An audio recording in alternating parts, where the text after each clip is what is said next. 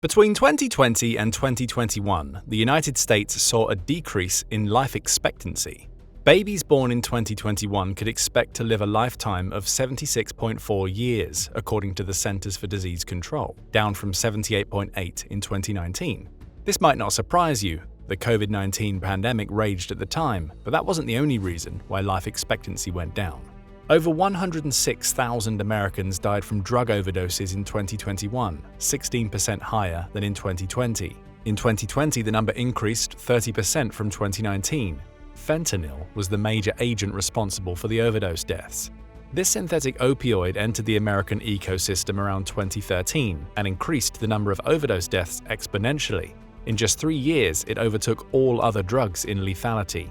In 2022, nearly 80,000 Americans died from fentanyl overdoses, twice as much as those who fell to the next most prominent agent, psychostimulants. Where is this fentanyl coming from? It has a long supply chain, but the drugs come to the United States in their complete form thanks to Mexico's drug cartels. The profit margin is astounding too, as $800 worth of precursor chemicals can lead to a retail value of $640,000 for the finished product. This innovation has made Mexico's drug cartels wealthier than ever before, and it's far from their only criminal activity.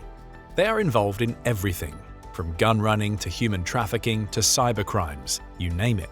The wealth and power the cartels have accrued ensure they can function more and more like sovereign states. They have quasi-relations with other countries as they cooperate with China's triads, which the Communist Party has tacit understandings with. They control territory that they dispute with the government of Mexico and with each other.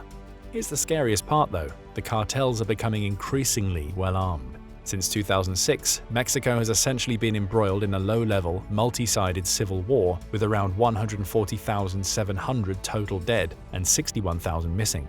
It's important to note that some estimates are higher. The sobering reality just south of the border has prompted some American policymakers to wonder whether the United States military needs to get more involved in countering the cartels before their poison product reaches American soil. What if that were the case? What would a war between the US military and the cartels look like? First, we need to take a look at the state of affairs in Mexico. In 2006, then-President Calderón thought that the Mexican military would be able to get control over the cartels, but this has still not proven true 18 years later. The Mexican military, much like every other function of government throughout the country, has been heavily infiltrated, and this would be the first problem for the United States if it wanted to conduct substantial operations deep into Mexico. All military actions begin with politics, and Mexico's politics are a unique challenge. The cartels have also become increasingly influential in Mexico's political process. They played a more prominent role in the country's recent election than ever before. In a display of their burgeoning soft power, the cartels used gifts of food packages, medical aid, and even infrastructure projects to mobilize citizens to vote their way. The cartels aren't afraid of using hard power to influence elections either. While they have long assassinated political targets they thought undesirable, cartel gangsters were more sophisticated this time round. They burned ballots, prevented the setup of polling stations in certain areas, and engaged in electioneering by putting up banners meant to persuade voters. They have also shown no hesitation to violently attack political rallies they believe to be against their interests. Elections spanning local offices to the country's presidency were held on June 2nd. Claudia Sheinbaum won the highest office. The former mayor of Mexico City, Sheinbaum succeeded in cutting the murder rate there in half during her tenure. However, her overall approach to cartel violence once she takes office might turn out not to be favored in Washington. She is a member of the left-wing Morena party, founded by Andrés Manuel López Obrador, the country's current president, and she worked closely with him over the years. Obrador once described his policy toward the cartels as involving hugs not bullets, where the Mexican military presence would be reduced. He wanted to instead address the social problems like poverty that make so many people easy to recruit into the cartel's ranks. Sheinbaum seemed to echo this approach on the campaign trail. Like Obrador, she blamed neoliberal economics for creating poverty in the country and said that it was responsible for the growth of the cartels.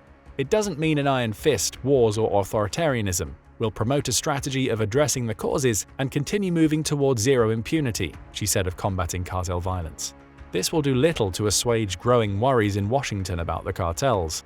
Because of the Mexican government's seeming inability to handle the cartel problem, American politicians have been increasingly discussing military options. In 2019, the Trump administration toyed with the idea of designating the cartels as terrorist organizations after 9 American citizens, 3 women and 6 children, were killed in an ambush in northern Mexico. These plans were halted at Obrador's request, but several Republican members of the United States Congress also want to officially designate the cartels as foreign terrorist organizations. Doing so would give the United States more options to combat them, including military ones like drone strikes, with or without the Mexican government's consent. So let's say that the United States uses its leverage over the Mexican government and launches a military operation to occupy the cartel's territories with Mexico City's permission. How would things unfold? To figure out what a clash between the US military and the Mexican drug cartels might look like, we first have to look at the numbers, the types of troops, and the equipment the cartels have at their disposal. The cartels have a large force on standby. A 2023 study from researchers at the Complexity Science Hub in Vienna estimated that collectively they have 175,000 members as of 2022. The 2 most powerful of them, the Sinaloa Cartel and the Jalisco New Generation Cartel, JNGC, had 45,000 members each. Equally impressive is the cartel's ability to replace their losses. The study estimated that these transnational criminal organizations can recruit between 350 and 370 new members every week. This is what must be done to replenish the ranks depleted due to murder or arrest. Although not all of the cartel's members would be in Mexico, most of them would be. Like the organizations themselves, the people that work for the cartels are not the random thugs they might have been 30 years ago. Many of them have military training. This tradition began with the rise of the Los Zetas cartel in the mid-2000s. The group's founding members were 31 deserters from the former Special Forces Air Mobile Group, GAFE, in the Mexican Army. These troops had received training from the US Army, particularly in counterinsurgency warfare. This gave them a deadly professionalism when they broke away from the Gulf Cartel to become their own unit. The Zetas began to fracture in 2012 and today exists only as splinter groups that are no longer considered major threats. However, many of the traditions the Zetas created, the resort to force as a first resort, the unrestrained terror and brutality, the use of military-grade equipment, and the recruitment of former soldiers all remain prevalent. They have spread throughout Mexico and have become the normal way the cartels do business. Mexico is currently one of the 10 most dangerous countries in the world, increasing from a low of 8 murders per 100,000 in 2007 to a peak of 30 in 2018. It has decreased slightly since then, but remains around the historic high. One of the drivers of this increasing violence is the cartel's tendency to entice soldiers in the Mexican military to desert from their posts. The true number of deserters is unclear. Mexico's government tends to deny requests for information about it because it's embarrassing. However, the country's Secretariat of National Defense has quietly admitted that at least 1,383 elite soldiers deserted and joined the cartels between 1994 and 2015. A document the FBI compiled in 2005 revealed that some of these defectors included individuals who had trained in counterterrorism, counterintelligence, and interrogation with American, French, and Israeli advisors. This training and much of the weapons and equipment provided to the Mexican military has stayed with the cartels and created something like institutional knowledge and experience. In 2018, a fighter with the then Knights Templar cartel, codenamed Delfino, spoke to The Guardian in a rare example of a Mexican military defector going on the record. Like the Zetas before him, Delfino was once with the GAFE but deserted. He trained as a sniper there and passed his teachings on to the cartel's other members. He said, "The strict rules, the way they prepared me psychologically, morally, and practically, that stays with you forever." The cartels are not only recruiting former soldiers from their own country, however. They are increasingly hiring mercenaries from abroad. The Guardian report outlined that the Templars' predecessor, the La Familia Michoacana cartel, sent envoys to Guatemala to recruit veterans of the country's special operations units, the Cartels. This unit has received American military training since the 1970s and had its support during Guatemala's long civil war between 1960 and 96. More recently, the cartels have recruited veterans of Colombia's civil war. These fighters have experience in guerrilla warfare and can pass their knowledge onto the cartel's new members. In addition to the creation of an embryonic military institution in personnel, the cartels are also getting better armed. One of the differences between a high-intensity and low-intensity conflict is in the frequency of what some scholars call mass casualty events. These are episodes where multiple people are killed or wounded in one event. For example, the explosion of one artillery shell can potentially take out a squad of troops if it hits in the worst place. Increasingly, the cartels are gaining this potential. The Zetas pioneered this with the use of hand grenades, but their successors are using more powerful explosives. In early 2024, in southern Mexico, a series of incidents involving improvised explosive devices killed several soldiers. These incidents were concentrated in Jalisco and Michoacán, states where the dominant JNGC is facing a coalition of rivals called the United Cartels. These IEDs act as landmines, perfect for ambushes and denying territory to an enemy. Incidents involving these landmines have increased. Between January and September 2023, 42 soldiers, police officers, and rival cartel members were wounded because of them. This was an increase of 16 from the same period in 2022. The cartels have also been watching the war between Ukraine and Russia. They have seen the importance of small drones and how for the price of a few $100s, you can take out a tank worth millions. Naturally, they've been creating their own drone forces for surveillance and increasingly for attack missions. Starting in 2020, the drug cartels began using bomb-dropping drones. At least 260 incidents involving them were recorded in the first 8 months of 2023, but that might be an undercount. Residents in the violence-plagued Mexican state of Michoacán reported that they see these drones almost every day. On January 5, 2024, Helidoro Castillo, a small town in the Mexican state of Guerrero, witnessed an attack on at least 30 people by gunmen with the assistance of drones. In addition to these weapons, the cartels are using military-grade firearms, light machine guns for small squads, 50 caliber machine guns, grenades, and increasingly, their own fleet of armored vehicles. These vehicles, called monsters or narco tanks, are modified civilian versions outfitted with equipment like battering rams, steel plating that makes them resistant to most small arms fire, and gun turrets. With these, the cartels have engaged in pitched gun battles with Mexican police and with each other. The cartels likely have a lot of these. Mexican police seized 257 of them in the US border region alone between 2018 and 2022. In short, the US military would not be fighting a ragtag force in Mexico. It will be facing a well-armed and to a large degree disciplined organization. The cartels would likely have no choice but to set their animosity aside and join a coalition against the US. Also, because the cartels have infiltrated every level of the Mexican government, they would likely be tipped off to many major operations, allowing them to spring ambushes and even launch insider attacks in the same way the Taliban did in Afghanistan. So any attempt to occupy the territories could potentially see the US military face the same problems that it did during the War on Terror, only they would be magnified in scale and come with the problem of small drones, which were not mature enough to be used as threatening weapons when the counterinsurgency operations in Iraq and Afghanistan were at their height. But are things really so bleak? Not necessarily. The US military has learned a lot from its experiences in Iraq and Afghanistan, and it's also learned from observations in Ukraine. For all their new firepower, the cartels stand no chance against the US military, which has long emphasized combined arms operations. The cartels would also be unprepared for an initial attack. They're so brazen that they often do their business in the open. When they set up operations on Fronten Island, they emblazoned their logos on buildings they constructed as a warning to other cartels. This would compromise their operational security, especially if the initial American attack is a surprise. Because the cartels have warred with each other for so long, the US military would have a significant window of opportunity. Although the cartels would be watching, for example, to see if they were designated as foreign terrorist organizations, they would not be able to form a united response to the new threat so quickly after fighting each other for so long. As seen in the arrest of former Sinaloa drug lord Joaquin El Chapo Guzman, the US government has better intelligence on the cartels and their activities than many of them realize. Designating the cartels as FTOs would enable the United States to carry out airstrikes against key cartel positions and leaders. Although these vacuums tend to be quickly filled by would-be replacements, the destruction or arrest of cartel leadership has worked in the past. Before 2012, the Los Zetas cartel was the most feared group in Mexico. Its territory stretched through the country. From that point forward, however, it steadily lost its leaders to death or imprisonment.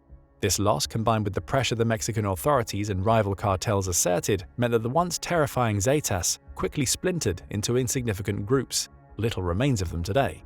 The overwhelming power of the US military could exert much more pressure. Strikes from jets or large, high-flying drones on cartel leaders and critical infrastructure could potentially do a lot of damage. The cartels also have little experience in dealing with such a difference in firepower between them and their enemy. This lack of experience would give another window of opportunity for the US to disrupt the cartel's activities. The cartels might also be experimenting with combined arms operations, but their experience pales in comparison to the US military. Suppose the cartels tried to take on the US military with their new drones. The experience in Ukraine has revealed just how dangerous these can be. Tanks and even ships can be destroyed for pennies on the dollar. However, there is another side of the drone coin that the cartels have not yet shown an affinity for: anti-drone weaponry. The increased use of small FPV drones has revealed how important it is to have drone defenses on standby. Ukraine has responded by increasing its use of electronic jammers. These devices can be handheld or operated at the squad level. They jam the frequency of drones, which makes them lose contact with their human operators. This either forces them to the ground or to return to their bases. Ukraine's effectiveness in electronic warfare compared to Russia has allowed it to regain the advantage in the drone war. The cartels have not been known to use these jammers, but the US military does. In a confrontation, the cartels would likely be surprised to find that their fastest rising new weapon lacks comparative effectiveness. This would provide another surprise that the US military can exploit. But the US military does not rely solely on electronic warfare to counter enemy drones. Much as in the case of enemy missiles, drones require a layered defensive network to truly counter effectively. The United States learned this the hard way in the attack on the Tower 22 outpost in Jordan in January. This is why the military relies on kinetic capabilities alongside electronic drones. These include drones to counter drones. The US Army has increased its purchases of interceptor drones called the Coyote. The Block 2 Coyote is launched from a canister and has a small radar to seek out its target. It detonates nearby, much in the way many surface-to-air missiles do. The Block 2 Coyotes cost about $100,000 each. Although this is still a problem when battling cheap FPV drones, these interceptors are still much less expensive than surface-to-air missiles and are nimble enough to seek out many kinds of drones. If they had been available at Tower 22, much of the damage there could have been avoided. The cartels are not used to these instruments. The experiences in the war on terror have also led to specialized counter-IED training. This effort includes early detection beyond the threat zone, neutralization of command signals to prevent them from going off, equipping personnel and vehicles to survive against IED blasts, data sharing, and counter tactics. The cartels have not faced a force with the experience and sophistication that the US military can bring to bear against their other newer and more powerful weapons. It might find American soldiers harder to entrap than their Mexican counterparts. Many of the cartel's members might have military training or have been trained by others that received it, but they can't match the training received by the most elite units in the American Armed Forces. A large amount of the operations done against the cartels would comprise such units like the Navy SEALs and Green Berets. The selection process for these units is notoriously high. The attrition rate between the most elite units in the armed forces can reach as high as 80%. These are troops that the cartels have never seen before, even though some of them have military training. The cartel's training pales in comparison to the best the US military has to offer. With the proper intelligence and equipment, a raid from American special operators, potentially with air support, would be a level of force the cartels have not prepared for. This would act as another element of surprise, as the cartel's fighters would need to get to grips with their powerful new enemy. Because of the overwhelming power disparity, the cartels would likely lose many of their current leaders and the higher-ranked personnel ready to step into the gap. Even if the cartels could bring all of their purported numbers to bear, they would rapidly lose the territory they control in the face of a well-coordinated operation. Destroying the drug trade as a whole would be a bigger challenge. To ensure no new cartels filled the roles of the old ones, there would need to be a longer occupation and the full cooperation of the Mexican government. The authors of the study on cartel membership noted that the only way to end their reign of terror in the long run is to increase the opportunities available for young men in Mexico. Even mass imprisonment, of the style Nayib Bukele did with the gangs in El Salvador, would not work in Mexico, they cautioned. The US military can, if given the means, easily disrupt the cartel's operation and reduce them to low-level insurgents. Creating a new permanent status quo could prove more difficult. How do you think US military operations against the Mexican cartels would go? What would an occupation of cartel territory look like? Don't forget to let us know in the comments. Also, make sure to hit the like button and subscribe for more military analysis from military experts. Now go and check out What If the US Army Went to War with Mexican Drug Cartels Hour by Hour, or click this other video instead.